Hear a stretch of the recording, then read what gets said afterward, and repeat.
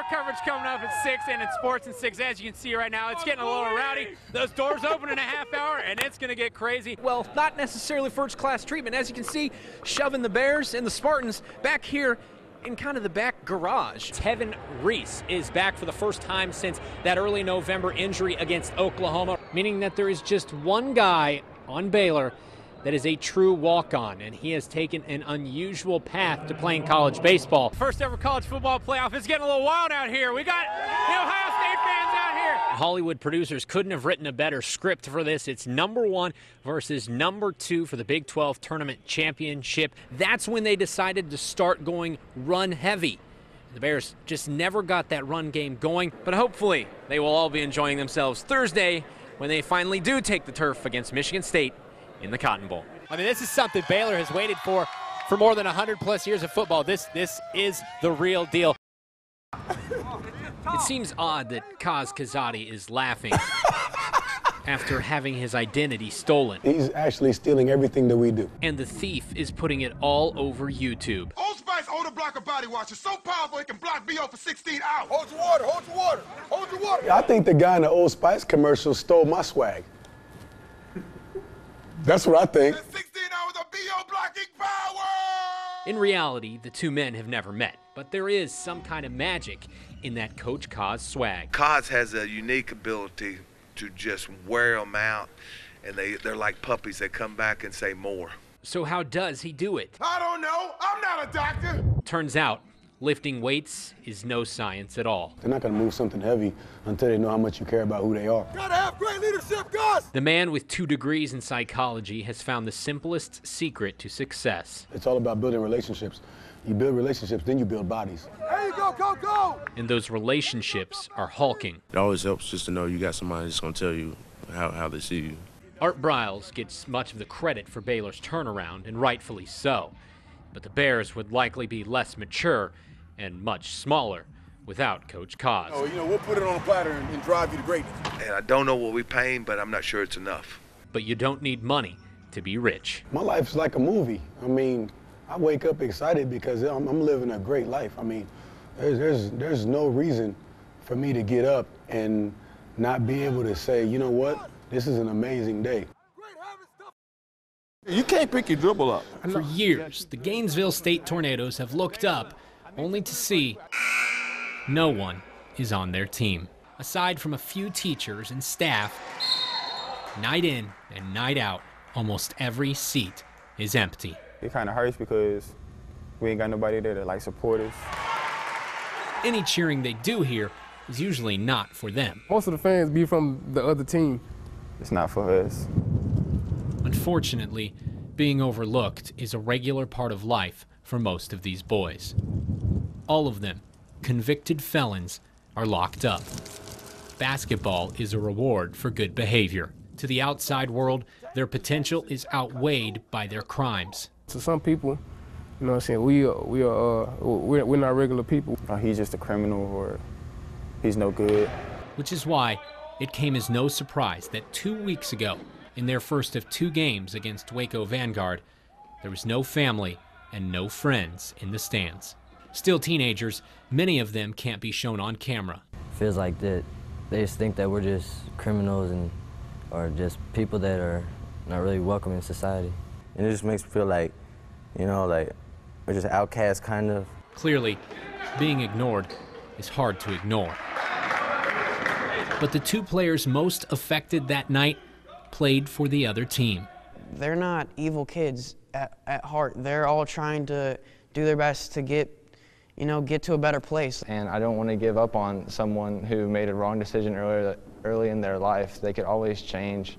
So with that in mind, Ben and Hudson approached their teachers here at Vanguard, knowing that in just 2 weeks, the Tornadoes would be coming here to play.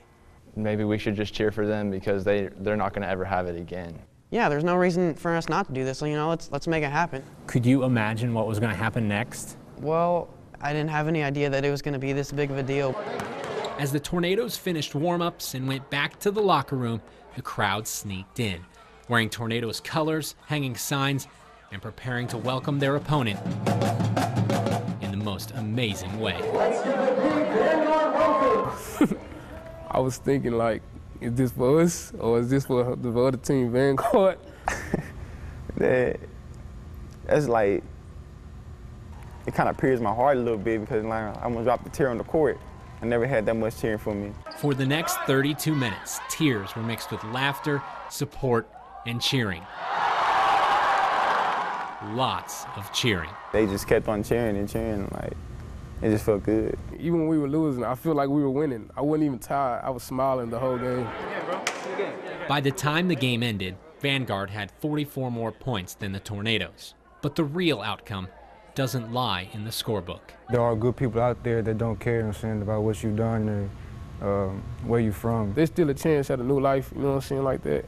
It's still a chance for me to come out and do something different. There's people that actually supporting me even though I'm in here right now. Amazing what can happen when we're all on the same team. Like any musical genius, Sheldon Dowden knows how to compose a perfect symphony. I'm just making this up as I go. So far, he's hit all the right notes.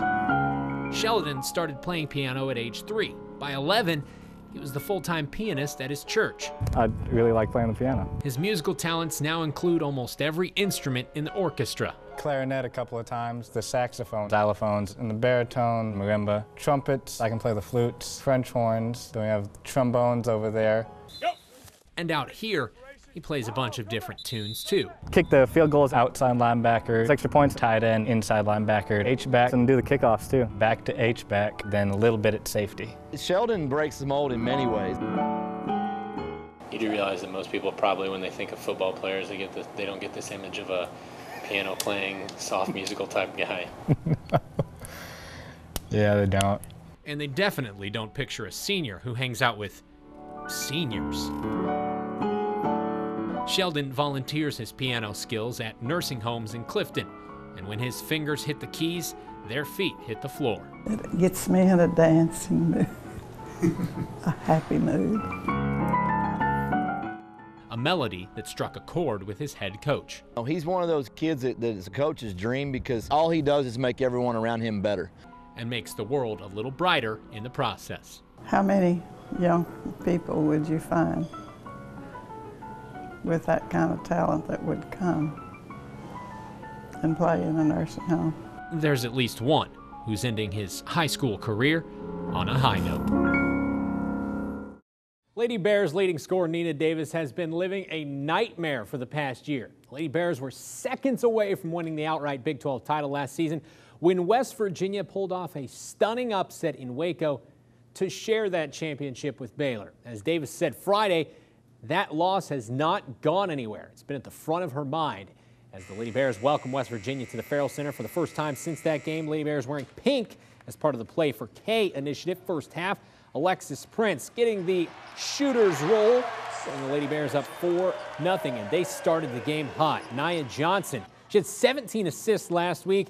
Today, keeps it going, down to Nina Davis for the lay-in, 6-0. Davis had 22 points, Johnson with 13 assists. Sune Ibuki getting in on the action. She hits the jumper.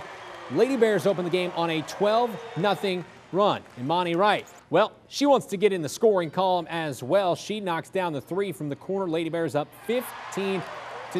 Later, it's Christy Wallace, the wonder from down under, trying to get it down low, but it's tipped perfectly to Dakia Cohen. 11 different Lady Bears got on the board tonight. They led by 19 at the half, and that quick start propelled them to a 79-51 win.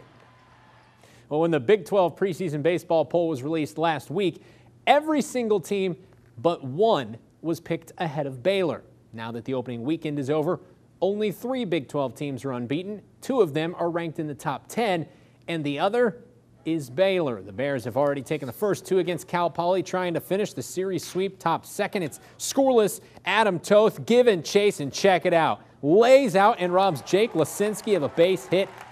Might see that one a little later in the Super 5. I'm smelling it. Bottom second, still scoreless. West Tunnel deposits that one in the right center field for a double. 2 runs come home to make it 2-0 Baylor. Bottom third, same score. Toth getting it done in the field and now getting it done at the plate. Hitting it over the center fielder's head. Logan Brown comes home on that one to make it 3-0 Baylor. Same inning. They are not done. Duncan Wendell now at the dish. He singles through the left side Toth comes home to make it 4-0, and the Bears, they get the sweep of Cal Poly with a 6-0 win. TCU and Texas Tech, the only other Big 12 teams to go unbeaten this weekend. 9th-ranked Baylor softball team wrapping up the Northwestern State Demon Invitational. Lindsey Cargill hit a walk-off homer in Game 1 to give them a 9-0 win over Jackson State in 6 innings. And against the host Demons, Baylor wins 9-2. They are now 9-0 on the year. Up next, 2nd-ranked Oregon Thursday at home. Well, we are 1 week away from the opening race of the 2015 NASCAR season. That's the Daytona 500, and the veteran Jeff Gordon will be on the pole as he starts the final season of his career. Qualifying was done a bit differently this year, with drivers competing in knockout rounds to determine the pole sitter. Gordon and teammate Jimmy Johnson locked down the front row for next Sunday's race. Clint Boyer got in an accident, and he was not very happy about that. Gordon, if you recall, announced last month this will be his last full season in NASCAR. And check this out, a different kind of race. The Austin Marathon today in the state's capital. Yvonne Nigerek led the entire women's race, but in the final 50 meters, she fell to her knees, unable to run across the finish line. She refused, though, to get into that wheelchair and get any help, and she crawled those final 50 meters to the finish line, still finished 3rd. That's about 300 spots higher than I could ever finish in a marathon. The race director said because of her determination, he would award her the same amount of prize money as if she had finished 2nd. Even though they haven't won a Super Bowl in 10 years, the Patriots entered the day as the slight favorite in Super Bowl 49. But is it really possible the Pats can win with properly inflated footballs? If you only paid attention to commercials, here's what you missed. Seahawks. Midway wasn't perfect in week 1 of the high school football season, but the Panthers were pretty darn good. They picked up a big win over 9th-ranked Lake Travis tonight. Their home opener against Mansfield. Panthers beat Mansfield in the opening round of the playoffs last year. Tonight, first quarter, Mansfield on the move. Kennedy Brooks on the handoff, cuts back to the middle, but Khalil Houghton delivering the blow and jarring the ball loose. Mansfield would recover, but they'd have to punt. Later in the first, Midway with the ball, Ben Hicks to Jalen Moss for a 12-yard gain. Moss is injured on the play. He had to be helped off the field. Later on the drive, Hicks rolling out, but nobody picks up Marcus Williams. He gets the sack of Hicks. Midway is forced to punt. Defensive stops would end. Next drive for Midway, 3rd and long. Hicks up top to the Baylor commit, Devontae Strickland, the 30-yard touchdown. Midway wins tonight 24-14.